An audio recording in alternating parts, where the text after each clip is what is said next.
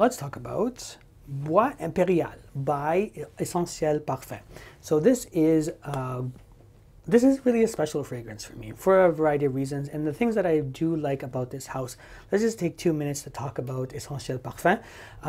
You know what I really like about this house is that the money that's invested in the fragrances are actually meant for the fragrance itself, as opposed to the marketing and the advertising and the bottle. There's no magnetic cap on this. It's a very simple bottle, very square, and has the E on it for Essential Parfum.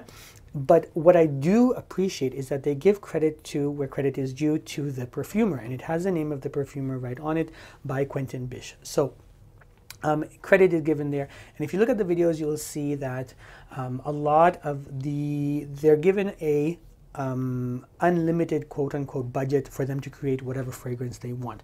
So you're getting this really quality fragrance. The credit is given where credit is due. The money is going towards the fragrance as opposed to the marketing and the bottles and everything else, the peripheral stuff, as opposed to what's in the bottle. So let's talk about what's in the bottle for Bois Imperial. Bois Imperial, what I get from it is Aquila Gala wood. You get a little bit of ambroxan and timber, which is a type of reminiscent of grapefruit.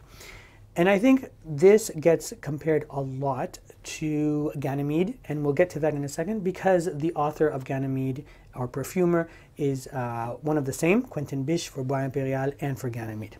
So when would you wear this? This is really very much a cold, mineral, I would say futuristic fragrance. This isn't, I wouldn't say it's the freshy like everyone, it's not a run-of-the-mill, it's not a shower gel fragrance. This is a fragrance which is quite unique, and I can see how people will gravitate towards this fragrance. Now, when would you wear this? I think this is a year-round fragrance. Anyone can wear this. It doesn't actually matter what month or season it's in. You'll do really well by wearing this any time of the year. The thing is price proposition, and this is what really, I appreciate this house. Not all niche houses are created equal, and you don't have to be paying $150, $200, $300 for a quality fragrance. And what I like about Essential Parfum, you could get, this is 100 ml for $80. 100 ml, and it's top perfumers. This is a niche house. You don't have to be paying exorbitant amounts for a niche fragrance of quality. And Essential Parfum really comes through with all of their fragrances. So I think there's a lot of value in what the price proposition and what you're paying for this fragrance. So comparisons to Ganymede, I would say I have this. This is a decant of Ganymede. What's the differences between these two? I would say let's start off with Ganymede. Ganymede definitely has a much more stringent, has a much more robust, cold opening, and that lasts for a good 2-3 hours. Whereas Essential Parfums Bois Imperial has a much more subtle, fruity opening, which I don't think is abrasive, and it doesn't put people off. Usually, generally, people are smelling a fragrance at the beginning. They're smelling the top notes or the opening and making a decision and a judgment right off the bat. So like if you smell Ganymede, I think a lot of people will say, whoa, like it's too abrasive, it's too harsh, and it's too stringent. Whereas they've really, brought it down. Quentin Bisch brought it down with Bois Imperial to say, listen, here's the deal. This is a great fragrance. It has the Aquila Gala wood. It has that timber, which is like a grapefruit note in the opening, which really gives it some sort of subtlety, some suppleness, like finesse. It gives it a little bit of creaminess to it that doesn't make it so abrasive.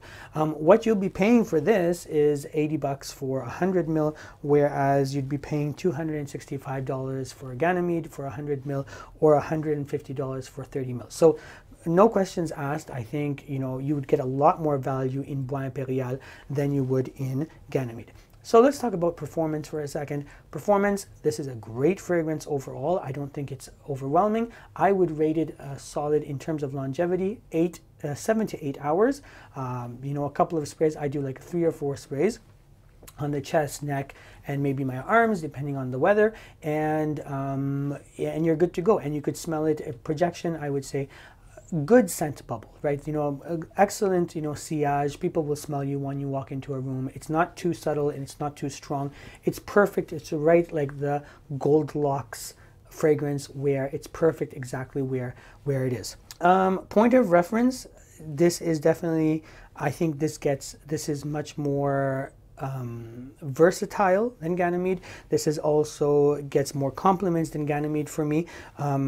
If you think about like a picture, I would say Ganymede is War Machine and Bois Imperial is much more polished and is Iron Man, right? So it's much more put together, much more advanced, has much more, it's much more polished, right? This is much more clean, quote unquote, cleaner fragrance, if you understand what I'm saying, that this isn't really, you know, abrasive and harsh and in your face. This is really a very nice, pleasant, wonderful fragrance. I think you should try Ganymede no matter what, like see what it's like, try Ganymede, see what you get out of it.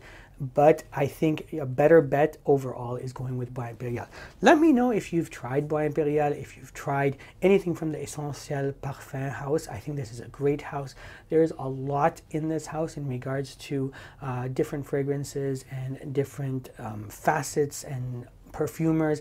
It's a great house overall. Let me know if you've tried Bois Imperial, if you've tried Ganymede, if you've tried anything from Essential Parfum.